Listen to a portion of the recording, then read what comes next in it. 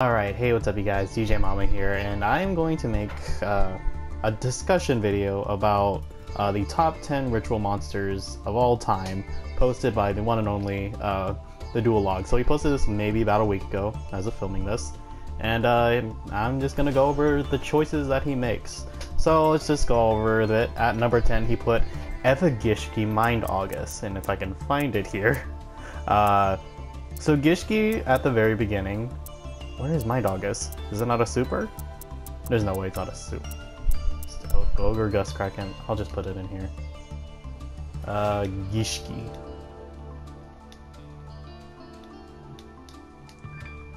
Specifically, obviously, Evagishki. Oh wow, it's only a rare in this game. Anyway, Evagishki Mind August. Wow, that's not the button I meant to hit. Mind August. So Mind August was a monster basically used for hand looping. In the prime time of Evagishki, when it was Mind August and Gust Kraken, Gust Kraken would help discard. It was a hand loop deck, pretty much. They would look at two cards and randomly shuffle one into the deck. And then Mind August was the guy who helped you facilitate a long combo to hand loop your opponent's entire hand, not only their hand, their deck. It was a deck out, yeah. You would hand loop them, have them draw cards, and then hand loop those cards, and have them draw more cards off cards like Hand Destruction. And Mind August was a way of doing that. So Mind August and I think Gust Kraken share the same spot in the top ritual monsters because these monsters were insane. They really were. The other Gishkis, obviously, they're like Soul Ogre's fine, Cyclone is whatever, and Lamont, what is this? Levianima and Tetrogre are okay, but the other notable Gishki is Zelgigas because it was a guy you can spend very little resources to make, and he's just a big dude at 3200. He can also maybe plus you a card. Or he has to have a good effect if you reveal the Gishki monster specifically. But it obviously does go to Mind August and Gust Kraken for doing heinous hand loop shenanigans at the time of their prime. So they definitely deserve a spot on the list. Next up at number 9 was Illusion of Chaos, who is not in Master Duel yet. So let me try to find something similar. There's not really anything similar to Illusion of Chaos currently. Obviously we can go and try to find where's Magician of Chaos. So Illusion of Chaos is a level 7 dark spellcaster ritual monster, and that man he searches Magician of Chaos and had an engine around him to just plus you cards, sending cards to the graveyard for free. And he's also searchable Preparation of Rites. So he was just a very good card and a very good engine for you to just get advantage. Unfortunately, we still don't have him in Master Duel. We have cards from Magnificent Mavens, aka we have the Striker card, was it? I forgot the Striker card's name. But Mecha Mobilize? No. What was it? Linkage. We have Linkage in the game. We also have Mathmech Circular, but we do not have Illusion of Chaos yet in this deck. I think. Unless I'm missing it. Hold on. I'll just double check. I'm pretty sure it's not in here as of recording. Yeah, there is no Illusion of Chaos currently in this version of Master Duel. So that's unfortunate. Let's go on to another one, shall we? We're going on to, of course, one of the best ritual monsters. We have Draconids. Draconids, the big boy who can't be targeted by monster effects, can be summoned with 2 level 2 monsters with 2000 attack. Basically, the other members of his archetype, the main deck monsters. And he's just a big 4K idiot. Draconids is an insane card. And it's bolstered by an insane archetype. So this was definitely going to make the list, and it is definitely worth the time, as was Illusion of Chaos, which I sadly isn't here at Master Duel at the moment, but Draconids definitely earns its spot. Next up, Well, here is one of many of the boys. Let's just put it in. So, I kinda don't know how to feel about Necros taking 3 spots in the top 10. There was an insane tier 1 archetype, tier 0 at a point in time because of its consistency, but I think it should have gone 1 spot and 1 spot only. So the cards who made it on here are all right here. We had Brionic at number 7, we had Trishula at number 5, and we had Unicorn at number 3. So talking about Brionic, prepper rights, or prepper rights available, consistency there. He's also consistent because you can discard him and add a Necros monster, any Necros monster. So we'd add Shuret or any one of the other Necros monsters you had available to you. So definitely worth a spot, but it's not the best Necros monster, so you have to mention it, obviously, but I don't think it should have gotten a spot over the other Necros monsters. Trishula was number 5, so Trishula, obviously, being able to banish a card from hand, field, and graveyard is insane, but but the restriction was there has to be 1 card of each, or you don't get any banishes, which is, a fair trade-off, but I think, yeah, and also targeting protection for any Necros monster while in the hand is insane, but not having the restriction of using a level 9 monster is kind of rough, but it's circumvented by their ritual spells, Mirror, Kaleidoscope, it's still accessible. And then Necros of Unicorn taking number 3, I see why. When they have the definitely Lavalval chain to dump Jin, it was a lot. It was easy to make because Unicorn's a 4, and Unicorn with Mirror, or it was Kaleidoscope. So Kaleidoscope and Unicorn, you sent Herald of the Arclight to summon Unicorn. Unicorn is a Floodgate monster, and you got to search off Arclight because you sent it to the grave off the Kaleidoscope. So it was a very good plus, and also he does have the hand effect to discard him and get a Necros card from your graveyard to your hand, so that he's even recursion. But I don't think he should have taken the top spot over Brio or Trishula. I think Trishula probably should have gotten the sole spot for Necros, because he's just the face of the archetype, and he was the one who was banned eventually. It was Trishula who was banned, and then it was Unicorn who was limited at a time. So I think Trishula is the one who's should be the one on the list solely, because I don't know how I feel about a top 10 being taken over by 3 Necros slots. It should have been like 1 from each archetype, but you do have to mention the extensive history of Necros. You can also talk about, of course, Valkyris. Valkyris is insane, and the boy who set up the Jin lock, Colossalus. You gotta kind of talk about them. So Trish, I think, should have just taken a sole spot for Necros in its entirety. Anyway, let's move on to a recent ritual archetype, which had some success, depending.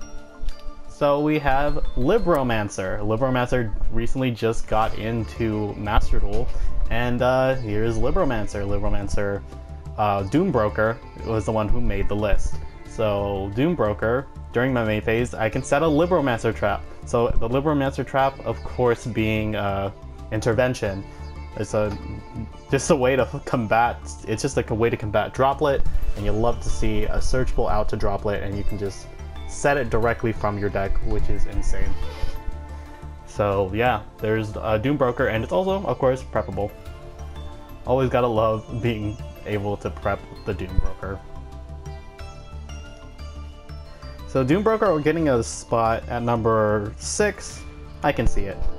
It's definitely seen some play at the probably roguish level at the high events, but I think Libromancer deserves a spot probably at number 10, not at anything close to like top 7, top 8, honestly. But I can see it being mentioned for sure. Libromancer, very good deck. Next up,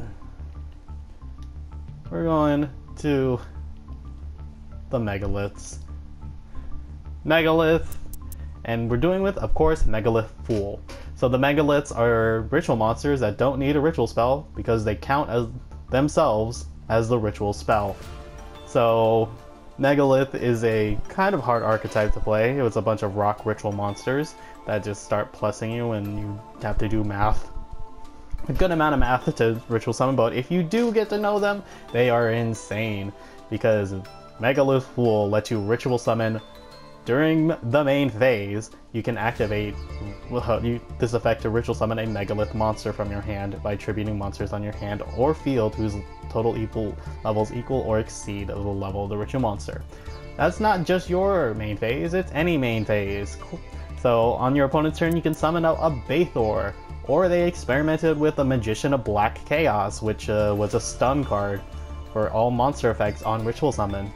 So you either got a lot of pops or you got a good stun off Megalith Fool, who is really easy to bring out.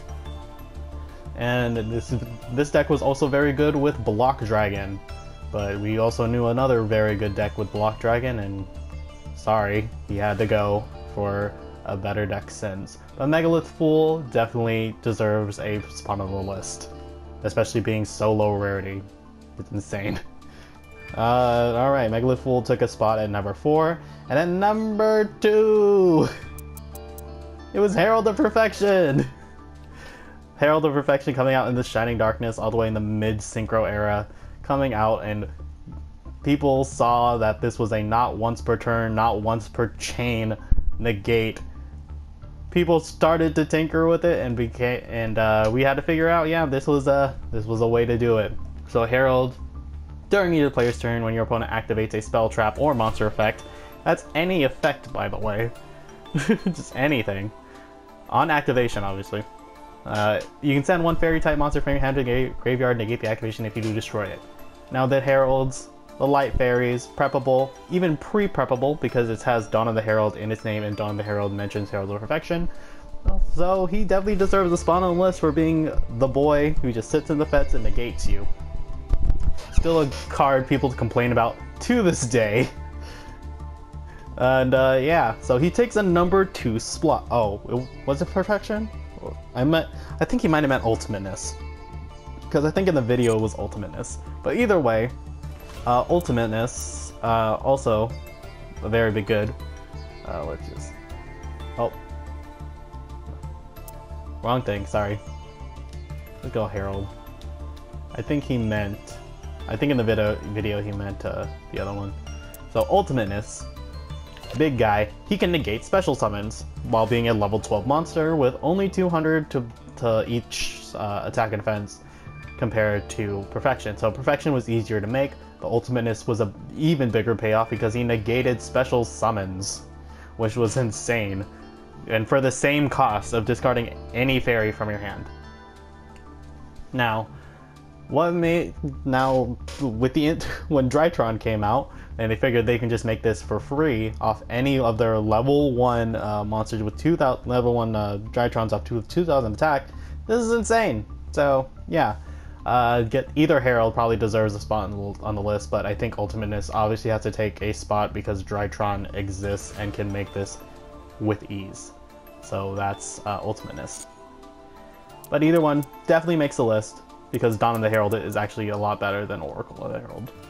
But yeah, that's it. And then the number 1 slot, which surprised me, went to Ben 10. So Ben 10, if you didn't know, has an on-field effect where if it destroys a monster and sends it to the graveyard, inflicts battle damage. Just inflicts damage to your opponent equal to that monster's original defense in the graveyard. On an 1800 body, that's, alright. But we all know the effect, where if this card tributed, you can add a light fairy from your deck to your hand on non-once per turn. So, Cyber Angel Ben 10 was insane. Is still insane to this day, and was limited in Master Duel, is at 3 currently in the TCG because of Bestials. But this card is insane if you have multiple copies in it in Drytron, because Drytrons will trigger Ben 10 because they tribute to special summon themselves. They tribute either a Drytron or a ritual monster, and that will trigger Ben 10.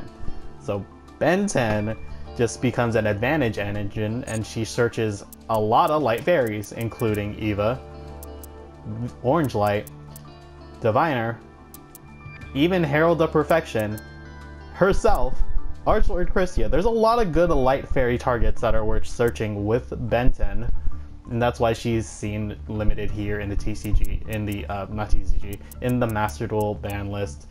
But Eva's still free to roam, which is kind of sus, but this is the #1 spot, and that's actually surprising to me. I'm not gonna lie to you. During the time in Power of the Elements format, before Darkwing Blast and the Blitz Steals and, you know, the Shizu stuff, when we had 3 Ben 10, I thought the more broken card for Cyber Angel is actually, you know, we'll be surprised, it's actually the girl Natasha. So Natasha is actually insane in this, insane, period. Once per turn, target a monster. Target one face-up monster you control, gain life points equal to that attack. And that's a soft once per turn. So if you happen to link this off and bring it back, you can just do that again. When any ritual monster you control is targeted for an attack, negate that attack. That's not a once per turn. So if any ritual monster that's targeted for an attack, that's not just Natasha. I can just negate the attack. And the more broken effect, if this card's in your graveyard, banish one other Cyber Angel monster from your graveyard, then target one monster your opponent controls and special summon this card. If you do, take control of that monster. It's a snatch steal. Oh my goodness. Insane. So when we had 3 Ben 10 in Pope format, this was the most insane card you could be resolving. Natasha was insane. But now that Bestials exist and the Shizu shufflers are in the mix, Natasha and the entire Drytron line kinda take a back seat, and it was rough. But Natasha was actually the scarier one that you wanted to hit instead of Ben 10, because if you got this out, if this thing got any time to set up or do what it needs to do, it was insane. And I think Natasha actually should take a spot over Ben 10, because this card is a lot scarier than Ben 10. Even though this never saw any play or any like ban list affiliation, I thought this card would be hit if we weren't getting Ishizu or the Bestials. This card would definitely be hit, because if Pope format went on for a little bit longer, this card would have been hit, honestly, over the 3 Ben 10. Anyway, we also gotta let's talk about some honorable mentions to the Ritual archetype. We gotta talk about the boy Relinquished. Look at him. The first good Ritual monster. He was a 1000 eyes restrict, but kind of bad. But that was enough. And he's been seen play a lot, for a lot more longer than he should have, but he's still a good guy, you know. Relinquished. Anytime it's like a limited format, always gonna see good play. Magic-y. Bodos Buster, honestly, probably could have gotten a spot. Searching a Magic-y card from deck to hand on Ritual Summon is insane, and it's going to see play in Drytron for a long time, because you have access to a searchable Omni Negate. So there's that. Actually, it's a Spell and Trap Negate, but a searchable Spell and Trap Negate just to drop Dark Ruler and Vivid and Droplet. You'll love to see it. So Magic-y. Vendread maybe gotten a mention, but that's fine.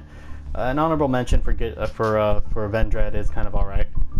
Always one of the best rogue Ritual archetypes. What else is there to say? I wish this guy was level 7 and not level 8. That's all I can say about that. Conductor of Nethys. If you actually read this card, it's a custom card, but it's seeing no play, so if this thing ever gets play, people are going to discover this crazy card. Transonic Bird, being the IP Masquerena for Ritual summons, also like a Megalith Fool, obviously. So Transonic Bird, very good card in Xenobird, and also you gotta mention Xenobird. Very, very good archetype of cards.